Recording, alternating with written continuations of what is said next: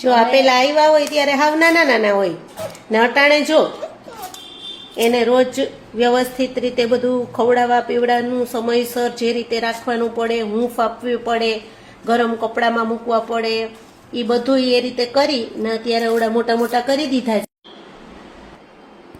ખિસકોલીના જે 3 બચ્ચા છે એ હવે ખાતા શીખી ગયા છે અને એક અમારી પાસે છે.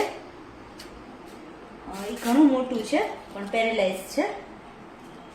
એટલે હવે આ બધાને આવી રીતે થોડાક બાસ્કેટમાંથી આવી રીતે પાંજરામાં મૂકીએ છીએ અને એમાં નીચે એક પૂઠું મૂકું અને પછી એમાં કપડું રાખી દઈએ એટલે એને આમ ઘર જેવું લાગે છે અને એ પોતાની રીતે આમાં હરે ફરે છે. હજી થોડાક વધારે મોટા થશે એટલે 12 મોટા પાંજરામાં મૂકશું અને પછી એને કુદરતમાં છોડી દેશું.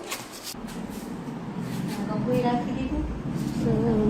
ઉપર આવી છે. હાલો ઉપર ચડો, ઉપર ચડો, ઉપર ચડી જાઓ.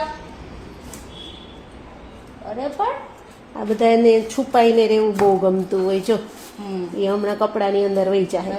ભૂખ લાગે ત્યારે બહાર નીકળે અથવા તો અજયનો અવાજ સંભળાય તો બહાર નીકળે, બાકી કપડાની અંદર એવા અંદર અંદર ગરી જઈને હવે કપડામાં થશે હમણાં. બધા ક્યુટ ક્યુટ ને એની બધી પ્રવૃત્તિ જોવાની બહુ મજા આવે. એટલે અમને જે આનંદ આવે છે એ તમને પણ મળે એટલા માટે તો અમે આ બનાવીએ છીએ તમારા બધા માટે વિડીયો. એના હાથ પૂઠું મૂકીને આવી રીતે જો કપડું મૂકી દીધું છે ને હા બેને. હવે એના માટે ખાવામાં તમે શું શું લીધું છે? અને આ જુદા જુદા આમાં ફ્રૂટ છે એના નાના નાના પીસ મૂક્યા છે, મકાઈ છે, દાડમ છે, કેમ કે હવે થોડું થોડું ખાવાનું શીખી ગયા છે.